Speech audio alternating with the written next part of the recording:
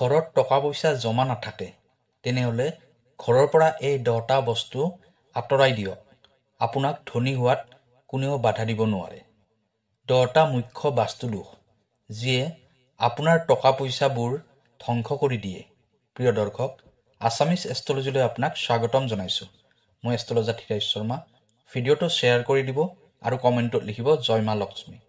প্ৰিয় দৰ্শক, যদি আপোনাৰ ব্যক্তিগতভাৱে কিবা সমস্যা হৈ আছে তেনেহ'লে ভিডিঅ'ৰ স্ক্ৰীণত দিয়া নম্বৰত আমাৰ সৈতে যোগাযোগ কৰিব। আমি আপোনাৰ সমস্যাসমূহ সমাধান কৰিবলৈ চেষ্টা কৰিম। এতিয়া হওক ভিডিঅ'ৰ পৰৱৰ্তী অংশলৈ যাওঁ। বাস্তুশাস্ত্ৰত দিশ আৰু বস্তুবোৰ সঠিক ঠাইত থকাটো বহুত মহত্বপূৰ্ণ হয়। বহুত টকা পইচা উপাৰ্জন কৰাৰ পিছতো যদি আপোনাৰ সদায় টকা পইচাৰ অভাৱ হৈ থাকে তেনেহ'লে আপুনি কিবা নহয় কিবা এটা ভুল কৰি আছে। যদি হঠাতে আপোনাৰ দিনবোৰ পৰিৱৰ্তন হ'বলৈ ধৰে, ভাল দিনবোৰ বেয়া দিনলৈ পৰিৱৰ্তন হ'বলৈ ধৰে, তেনেহ'লে আপুনি সাৱধান হওক। বহুত মানুহে কোৱা আপুনি চাগে শুনিছে যে ঘৰত টকা পইচা একেবাৰে জমা নাথাকে। ইমান উপাৰ্জন কৰাৰ পিছতো টকা পইচা নাথাকে। অদৰকাৰীভাৱে খৰচ হৈ যায়। লগতে ঘৰত সদায় অশান্তি হৈ থাকে। এনেকুৱা ক্ষেত্ৰত মানুহে সাধাৰণতে নিজৰ ভাগ্যকে দোষাৰোপ কৰে। কিন্তু বাস্তুশাস্ত্ৰ অনুসৰি ঘৰত থকা কিছুমান বস্তুৰ বাবেও ধন হানি হয় তথা সমস্যাবোৰ আহি যায়। যদি আপোনাৰ ক্ষেত্ৰতো এনেকুৱা হ'বলৈ ধৰে তেনেহ'লে ঘৰত থকা কিছুমান বস্তুৰ প্ৰতি ধ্যান দিব। ঘৰত থকা প্ৰতিটো বস্তুৰ পৰা পজিটিভ এনাৰ্জি তথা নিগেটিভ এনাৰ্জি সঞ্চাৰ হৈ থাকে। এনেকুৱা ক্ষেত্ৰত সেই ঘৰখনত থকা প্ৰতিজন ব্যক্তিৰ ওপৰতে সেই এনাৰ্জিবোৰৰ প্ৰভাৱ নিশ্চিত ৰূপত পৰে। নিগেটিভ এনাৰ্জিৰ যিকোনো বস্তু যদি ঘৰত থাকে তেনেহ'লে ব্যক্তিয়ে মানসিক, শাৰীৰিক, আৰ্থিক এই তিনিওটা সমস্যাৰে সন্মুখীন হ'ব লগা হয়। জ্যোতিষশাস্ত্ৰৰ পৰা আৰম্ভ কৰি বাস্তুশাস্ত্ৰলৈ সুখ, সমৃদ্ধি আৰু পজিটিভিটিৰ বাবে বিভিন্ন ধৰণৰ নিয়মৰ বিষয়ে বিস্তাৰভাৱে উল্লেখ কৰা আছে। কিছুসংখ্যক মানুহে বাস্তুশাস্ত্ৰক বহুত বিশ্বাস কৰে আৰু নিজৰ ঘৰৰ সকলোবোৰ বস্তু বাস্তুশাস্ত্ৰৰ হিচাপতে ৰাখে, যিবোৰ পালন কৰাটো বহুত প্ৰয়োজনীয় হয়। কেতিয়াবা এটা সৰু বস্তুৰ বাবেও ব্যক্তিৰ ভাগ্যত বাধা আহি যায় অথবা তেওঁ যিকোনো সমস্যাৰ সন্মুখীন হ'ব লগা হয়। মনত ৰাখিব, প্ৰতিটো নিৰ্জীৱ বস্তুতে এটা শক্তি থাকে, এটা এনাৰ্জি থাকে।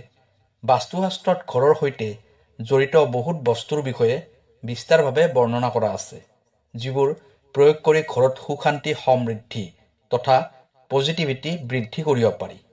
বাস্তুশাস্ত্ৰ অনুসৰি ঘৰত কি ৰাখিব লাগে আৰু কি ৰাখিব নালাগে এই কথাখিনি জনাটো বহুত প্ৰয়োজনীয়। কোনবোৰ বস্তু ঘৰত ৰাখিব নালাগে যাৰ দ্বাৰা ঘৰত নিগেটিভ এনাৰ্জিৰ অধিক পৰিমাণে সঞ্চাৰ হয় আৰু জীৱন অশান্তিৰে ভৰি পৰে। এতিয়া জানি লওঁ আহক ঘৰত বাস্তুশাস্ত্ৰ অনুসৰি কোনবোৰ বস্তু ৰাখিব নালাগে। নম্বৰ 1, যিকোনো দেৱী দেৱতাৰ মূৰ্তি অথবা ফটো। দেৱী দেৱতাৰ ফটা চিটা অথবা পুৰণি ফটো অথবা ভাঙি যোৱা মূৰ্তিৰ পৰাও আৰ্থিক হানি হয়। এনেকুৱা বস্তুবোৰ ঘৰত নাৰাখি যিকোনো বৈ থকা নদীত প্ৰবাহিত কৰি দিব। ইয়াৰ উপৰিও দেৱী দেৱতাসকলৰ ফটোৰে ঘৰখন সজাব নালাগে। কিছুমান মানুহে বহুত ভগৱানৰ মূৰ্তি একেলগ কৰে যিয়ে বহুত বাস্তুদোষৰ সৃষ্টি কৰে।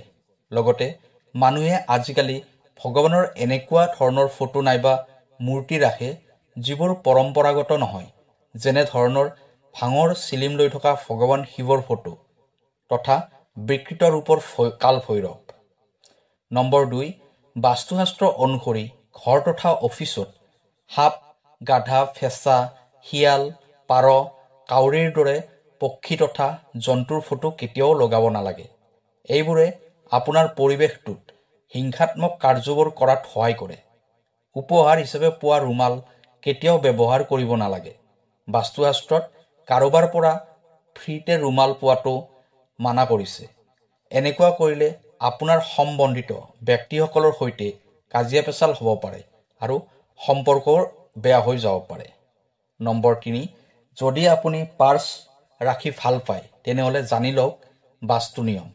পাৰ্চ নাইবা টকা পইচা জমা ৰখা আলমাৰীত ধাৰ্মিক তথা পবিত্ৰ বস্তু ৰাখিব, যাৰ ফলত পজিটিভ এনাৰ্জিৰ সঞ্চাৰ হয়। বাস্তুশাস্ত্ৰ অনুসৰি কেতিয়াও ফটা চিটা পাৰ্চ তথা ভাঙি যোৱা আলমাৰি নাৰাখিব।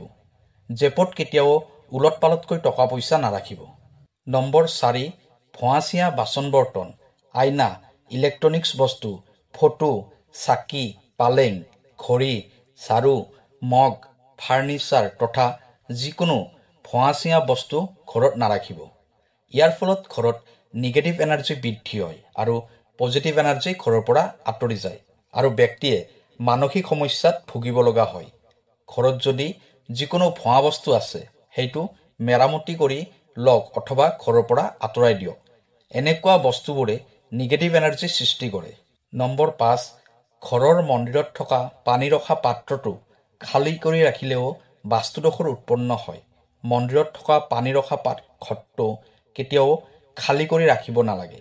মন্দিৰত থকা ঘটটোত ব্ৰহ্মা, বিষ্ণু আৰু মহেশ্বৰে বাস কৰে।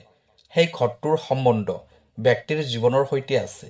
সেয়ে মন্দিৰত থকা পানীৰ পাত্ৰটো কেতিয়াও খালী কৰি নাৰাখিব। সেই পাত্ৰটোত গংগাজল ভৰাই ৰাখিব। ইয়াৰ ফলত ঘৰত সুখ সমৃদ্ধি আহে আৰু উন্নতি প্ৰগতিৰ সকলোবোৰ ৰাস্তা খোলা যায়। নম্বৰ 6, কিছুসংখ্যক মানুহে নিজৰ ঘৰটোক কলাত্মক ৰূপ দিয়াৰ বাবে নকলি অথবা কাঁইট থকা গছ ঘৰত ৰাখে। বাস্তুশাস্ত্ৰ অনুসৰি ঘৰত কাঁইট থকা গছ গছনি নাৰাখিব। ইয়াৰ ফলত পাৰিবাৰিক সম্বন্ধবোৰ বেয়া হ'বলৈ ধৰে, যাৰ ফলত ঘৰৰ সকলোবোৰ সদস্যৰ মতিভ্ৰম হৈ যায়।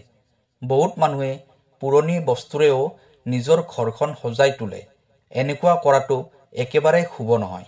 এনেকুৱা বস্তুবোৰে ঘৰত নিগেটিভ এনাৰ্জিৰ বৃদ্ধি কৰে।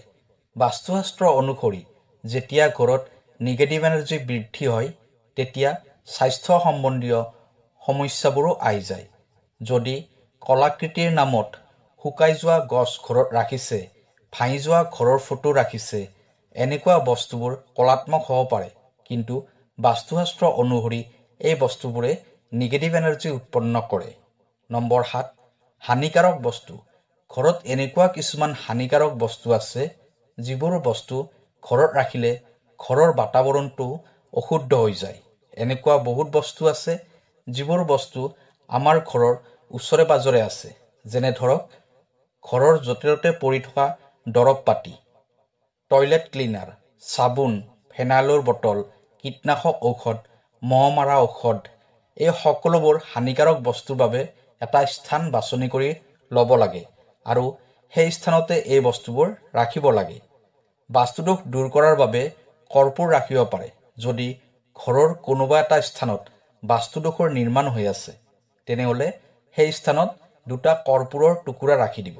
যেতিয়া সেই কৰ্পূৰৰ টুকুৰা 2টা গলি শেষ হৈ যাব, তেতিয়া নতুন 2টা টুকুৰা আকৌ সেই ঠাইত ৰাখি দিব।